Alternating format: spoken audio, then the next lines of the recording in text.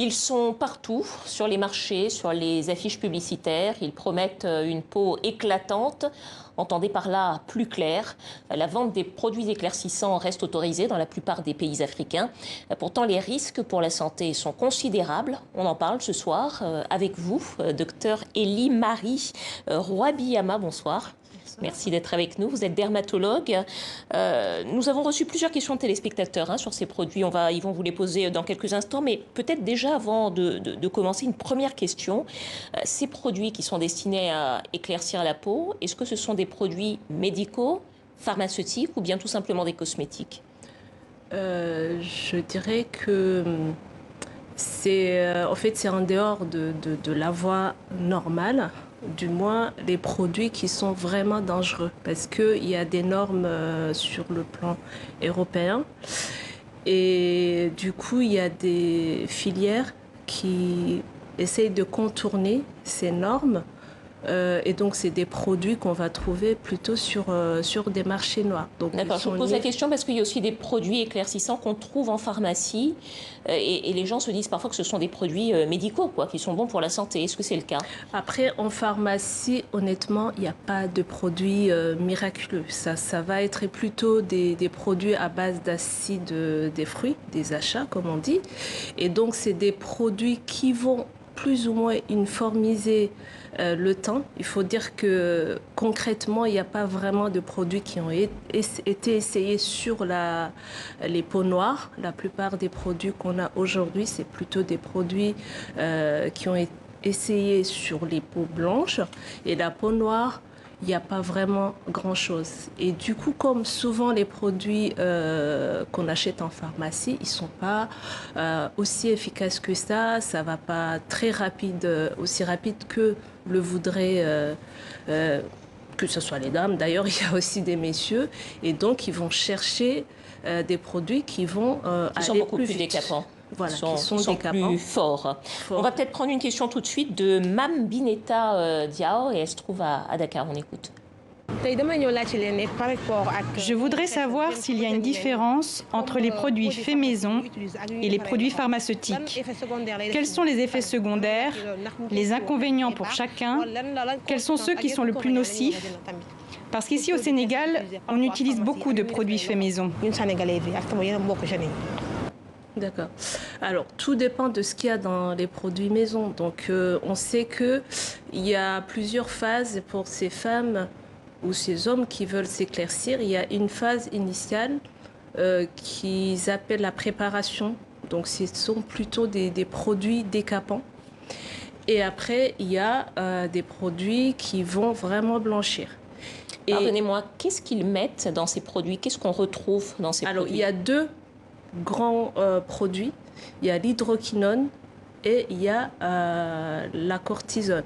C'est vraiment les grands produits éclaircissants qu'on dispose au jour d'aujourd'hui qui sont utilisés sur le grand... Donc quand on voit hydroquinone, cortisone, si on ne veut pas éclaircir de la peau, à éviter. Cette dame parle des produits qui sont fabriqués maison.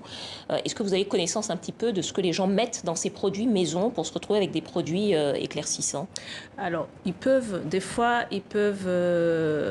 associent plusieurs produits, notamment ils peuvent prendre une crème basique, normale. Ils vont rajouter de la cortisone qu'ils vont acheter sur les marchés noirs. Il y a des acides, il y a certains qui utilisent même l'eau de Javel. Donc ce sont des produits qui peuvent être très dangereux. Qui sont toxiques. Et qui d'ailleurs souvent c'est l'effet contraire qui se produit parce que tout ce qui est décapant sur la peau noire produit derrière une hyperpigmentation post-inflammatoire parce qu'après le décapage il y a une cicatrisation et la cicatrisation va créer des taches. Alors on va écouter justement, on va parler des risques en matière de santé. On a une question de Thérèse Wamouno à Dakar. Est-ce que le fait de dépigmenter la peau, ça peut provoquer un cancer sur la peau? Oui, et au fait, ça se comprend. C'est que le pigment que nous avons C'est un pigment qui nous protège contre les UV. Et donc c'est les rayons du soleil. Les rayons du soleil, voilà. Et donc quand on utilise ces produits, ils vont bloquer la production de ce pigment. Et donc la peau qui d'habitude est mieux protégée et sera plus en protection, et il y aura le risque plus tard de développer les cancers, notamment des carcinomes, qui sont normalement des cancers. Les carcinomes, ce sont les cancers très rares de la peau noire. Ouais. Alors, il y a les risques qu'on prend en utilisant ces produits pour la peau, et puis il y a d'autres personnes qui se posent la question de savoir finalement si ça peut aggraver des pathologies déjà présentes. On va écouter une autre question qui nous vient de Dakar. J'ai entendu parler que la dépigmentation peut causer le diabète. Hormis le diabète, quelles autres complications la dépigmentation peut vraiment causer? Voilà. Donc, si on prend par exemple la cortisone, après une certaine quantité qui passe bien sûr dans la circulation, on aura les effets secondaires comme quelqu'un qui se traite par la cortisone par la bouche. C'est-à-dire il y aura le diabète ou l'aggravation du diabète, l'hypertension,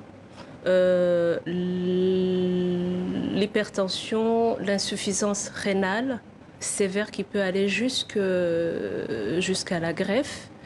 Il y a le déficit immunitaire qui est induit par la cortisone et donc qui provoque des infections. Donc ce n'est pas seulement des petits effets secondaires de la peau, mais c'est vraiment des effets secondaires très, très gravissimes qui peuvent même mener jusqu'à la mort.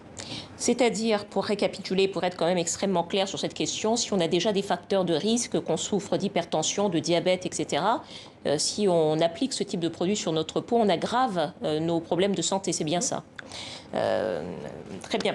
Une autre question peut-être, on a reçu aussi des questions sur ce qui se passe pendant que les femmes sont enceintes, puisque beaucoup de femmes utilisent ces produits. Est-ce que ça peut passer au niveau du fœtus et quelles peuvent être les répercussions? L'hydroquinone, par exemple, peut être mutagène, c'est-à-dire que peut provoquer les malformations. La cortisone peut provoquer les retards de fœtus du bébé dans le ventre de sa maman.